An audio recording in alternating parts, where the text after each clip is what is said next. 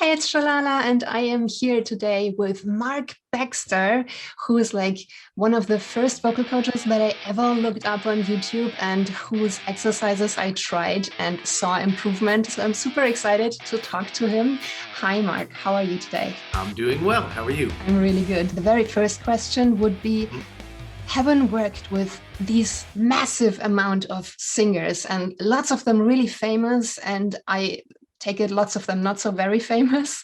That's right. Um, what is like the most common problem that actually stops someone from being the best singer they could be? What is it that you see most? Well, the overall heading would be inhibition, and that shows up in many different ways. So for a beginner or somebody who, just a beginner, somebody who's just exploring their voice, the inhibition will be the fear of making a bad sound.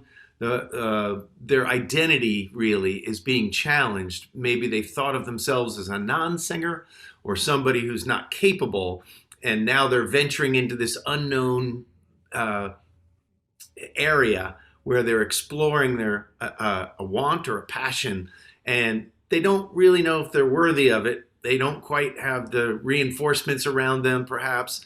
So I see a lot of how that shows up in the body with the restricted breathing, with muscle tension, with, of course, dry mouth. Uh, all of the restrictions are felt as ignorance. So the normal way people will reach out to a vocal coach or seek training is because they feel there's things to learn. There's Mhm. things they don't know. I don't know how to breathe, I'll hear. I don't know how to sing this high note. And it's an interesting way to say it because they're living, breathing people. And so for them to say they don't know how to breathe, what they're really saying, of course, is I watched on YouTube that there's a whole lot of importance about breathing when singing, and my singing isn't so good. So therefore I'm connecting that maybe it's my breathing I need to work on or something of the fact. So I'm quick to tell people that they're not ignorant, that there Mhm. is nothing to really learn, that singing is very instinctive and very innate. But what they're responding to is inhibition. They're responding to a worry that they won't be socially accepted, a worry that they'll bring humiliation or embarrassment to themselves. And this is a social conditioning. So we're very cultural beings, and our social standards right now, what we deem to be a singer is very high. The standards that we hold singers to, extremely high. And everybody's aware of that because we're bombarded with incredible singing every day. And therefore, that's the standard that we hold as like, that's a singer. And what I do in my shower, that's not singing. And so, but it's all singing. And so to take, what would be unrestricted, maybe unrefined singing and bring it into that professional standard is just about gaining skills. It's muscle coordination. That's easy enough to do. But with all of the withholds and resistance that inhibition provides, it becomes this long battle. And it's more emotional than it is physical because the brain is very, very social, and therefore it's always on the watch for social harm. And the interesting thing is the brain can't separate social harm from physical harm. So I know that when I was young and developing my voice in a lot of rock bands, I would use force to try to override my inhibition. I would just sing harder. And of course, my instructors would all say, "No, you're screaming, you're pulling your voice, you're going to lose it." And I didn't have any other solution as to how to override. I didn't know it was inhibition at the time.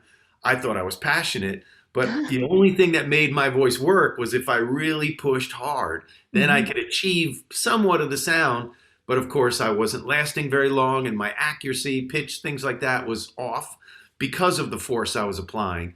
So it took me a long time, and that's what I think eventually led me to teaching, was that I had a very long path to my skill set, and therefore I understand what it's like to struggle. And when I look back, I see that I was mostly dealing with inhibition, not Mhm. so much ignorance. Would you say that this inhibition, is it somewhat synonymous to perfectionism? That's one of its disguises.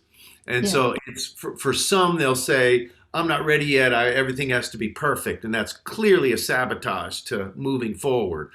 And then there are plenty of others that say, like, forget perfection. I just want to be able to hold a pitch, or, or sing through a set, or have successive gigs, one after the other without my voice tiring like that.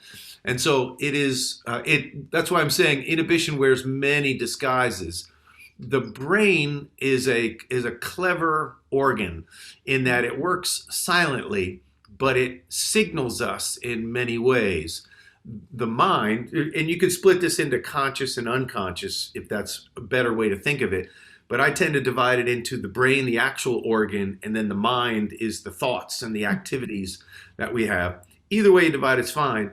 All I'm saying is the organ itself does have a way of manipulating us. It tells us when we're hungry. It tells us when, we need to drink water. It tells us when to pee. It tells us when to sleep by manipulating our senses. And in doing so, when we have a gut sense, we usually view that as something universal. So the stage fright people normally experience is really your brain screaming at you saying, you're not prepared for this. Mm-hmm. You haven't really experienced this as you want to sing the song, or you haven't gone through the set exactly as you hoped it would. And here we are about to step on stage. And so it's going to try and stop you from stepping on stage. It's going to make it difficult to walk. It'll make it difficult to swallow.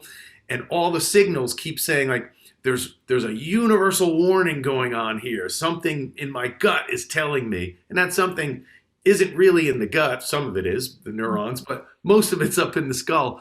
So my point is just the brain is clever at manipulating us and making us feel it's either universal or destiny, or we use these big terms, and we should be just saying mm-hmm.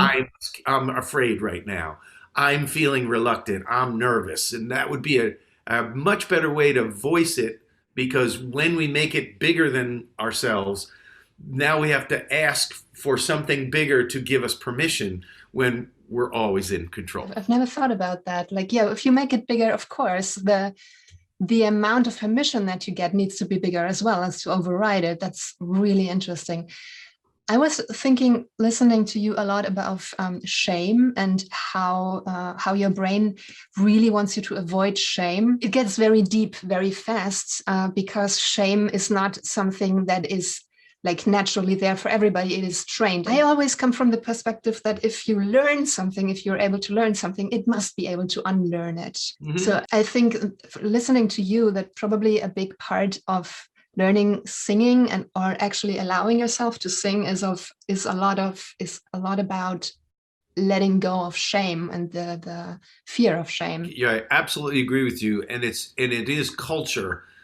And that's why I divide the mind and the brain, because mm-hmm. the brain is our survival organ, right? It's devised survival techniques throughout thousands and thousands of years. And so some of the sections of the brain are very old, and those survival instincts are really in there deep.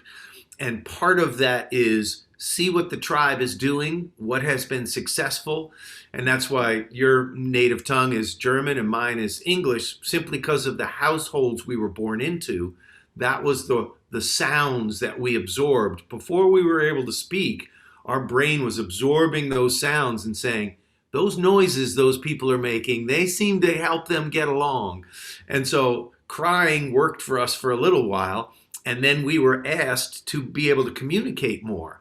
And on that ask, we parceled together all those weird sounds that those people were making around us. And we formulated communications, and those communications got us more things, more attention, more food, got us, warmth and clothing, and made us happy. So the brain got very excited by that. And so whatever that household culture is, and not everybody's household culture is very embracing. Some of them are very difficult to grow up in and to learn in. And that's obviously not our fault, but it certainly is our reality. And so making sense of that reality, the brain will have to find some survival strategy. And countless creative people I work with have the same story about, a troublesome home. Mhm. And in that troublesome home, their survival technique was to disappear into a musical world. It certainly was mine. My household wasn't that abusive, but my father was a bit of an intellectual bully, and certainly was very opinionated about our ability in the family to be able to sing, uh, and so therefore I was always felt like I was swimming against the current, and in doing so, my own chemistry. The brain is also very susceptible to its chemistry, Mhm. which can create some character issues. And so, creative people have a lot of these things in common with a volatile chemistry plus a volatile home life. And it leaves music as this beautiful opening door saying, like, come to me. I will make sense of your crazy world, and I will help you, process it, and I will help you share the way you feel in a much more productive way. And I know that's how, I fell in love with music early on, was that it allowed me some sense of myself, and it allowed me to communicate my feelings in ways that I didn't have words yet to use. And I just hear that same story over and thousands of times now. I've been working with so many people. And what I thought was unique in myself, I've come to learn is extremely common with a creative process. So you take that beginning, and now we're, evolving into young adults, teenagers, and, young adults. And we now have this still volatile chemistry and this history, and we carry with that our baggage Mhm. into our own lives now. And so those, what I call inner cynics, are the voices of those past, are the warnings of those people, but now we've internalized them so they seem universal to us. So I remember, my mother, I'm one of five children, so she Mhm. liked a quiet household. So she was always telling my brother and I to be quiet and keep our voices down. So I just recall when I first started singing rock that I had this feeling in me that I was going to get in trouble just because we were playing loud and I was singing loud, trying to anyway. Yeah. And that physical feeling I had was like, something's wrong. I'm going to get in trouble. And it's simply, as an adult, I can look back on that and say, no, that was just heavy programming working against my desire to do a certain something that was always against the small rules of my household. But I had internalized them, so I made them universal rules. It's bad to be loud. It's bad to sing something you sound bad doing. It's bad to, I was playing drums at the time. It's bad to make a racket. And so I'm holding back and playing at the same time. So all these things are resistant. They come up as resistance. And if you're not, wise or privy to the source of it, it seems like the universe is telling you don't sing. It seems like the universe is saying you're not very good on, in this. And we respond to it that way. So you look at the reverse of this. Some children are born in households with a lot of music and Mhm. a lot of permission to make noise, a joyous noise, and they're celebrated at an early age, and they're called gifted and blessed. And when those children follow that path, it's debatable whether they do or not sometimes. When they do and they win awards, they stand at the podium and they thank the Lord, because for them it just always seemed like the universe was saying, sing, girl, sing, boy, you can do this, sing. And I certainly didn't have that feeling as I was coming. I was always pushing against that. So the world is kind of divided with people that felt they were supposed to sing and people that felt they were not supposed to sing, yet sing anyway. And so those that sing anyway have a lot to deal with in terms of physical and emotional resistance that's internalized, and yet it feels like it's coming from outside. And so we need to be perfect then. If we're going to present ourselves, we need to be perfect. So that's where that perfectionist thing comes from. Mhm. And we can never sing, above a certain point, or if our voice cracks or we hit a bad pitch, we are instantly feel shame and think everybody is feeling the same shame we are. In other words, we really sort of dramatize our own emotions when in reality, people are not feeling that. They're usually rooting for you to champion your own internal demons. because they suffer from their own. Mhm. And so it is infinitely interesting to me when I meet a new soul to do a little prying and see where they come from and where they've evolved. And that really gives me the answers as to how to work with them physically and emotionally to be able to release their withholds and release their inhibition so that they can sing as they wish. And it seems like it should come from technique. There's a bottom up approach where we plant our feet and get our shoulder width and do all, check all the boxes and Yeah. follow all the rules we've been told. And I find it to be equally successful to come from the top down and just say, make the sounds you want to make. What's stopping you? These are very natural processes. And it seems crazy, I know, for some people just to ask for something immediately that they want, just go for the result right at the beginning. But yet that's a very productive way to train the voice, because if somebody starts at the beginning and then, tries to build up this perfect machine, Mhm. you may be able to skip years and years of process. If you're able to just grab the brass ring and create the sounds you want, those are the people we call gifted Mhm. and blessed. They never asked for anything but exactly what they wanted. And the rest of us feel unworthy to ask for that. So we feel we need to work hard and train and exercise. And nothing wrong with that if it gets you to a result. But I often remind people, it's like, let's just go for the result right off the bat. And Mhm. if we don't get it, then we can put together a plan that'll fill in the gaps. But let's pretend like we're blessed. It seems to me that singing is a magnifying glass to everything that is wrong is the wrong word, that's going on in you, with you psychologically. Listening to you, it sounds very much like empathy would be the most important thing for a vocal coach. I completely agree. Yes. More than knowledge Mhm. is that the because that's exactly what allows inhibition to be reduced, is when you feel somebody feels you, Mhm. right?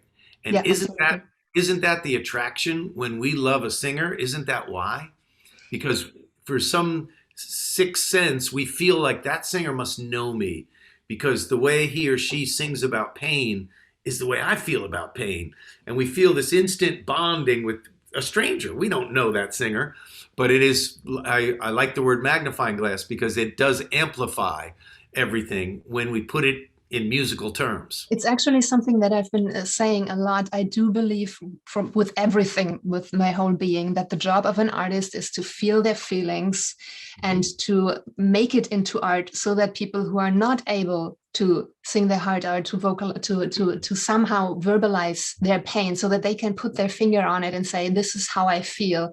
And through that, they actually connect and they feel not alone anymore. And this is actually how art heals. I always say sing for people, not to them. So we Yeah. represent their feelings when we sing. Our own also, but we also are singing. So many people walk around in pain, but they have a facade.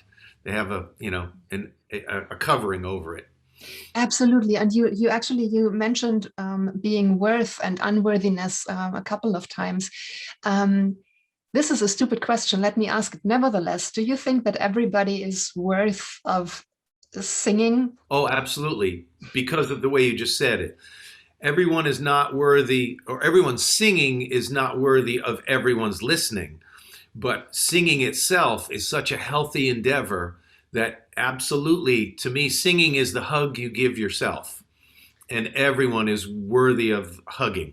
Oh, I love that. I love that. I have to quote you on that. There's plenty of research on this, but if you Google, vagus nerve and hacking the vagus nerve, um, of course, this is to me why the ancients used to chant, was they were hacking their vagus nerve.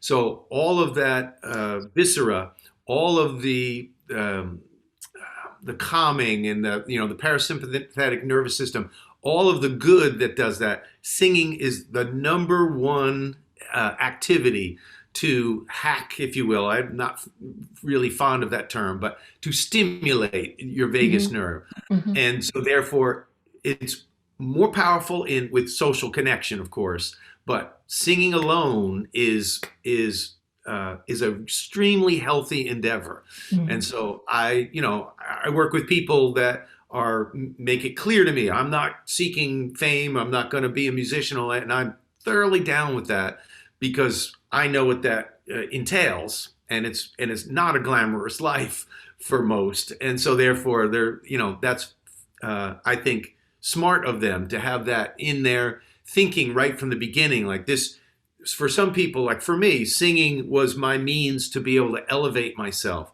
And I did want to be famous, and I did want to be a rock star, and I made no bones about making that announcement, and I dove headfirst into that.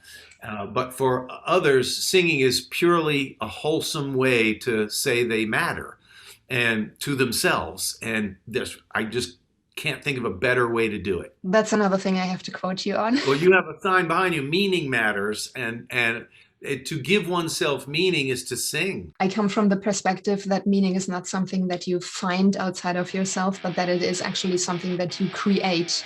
And so that lays the responsibility for a meaningful life right back into your hands. I agree 100%.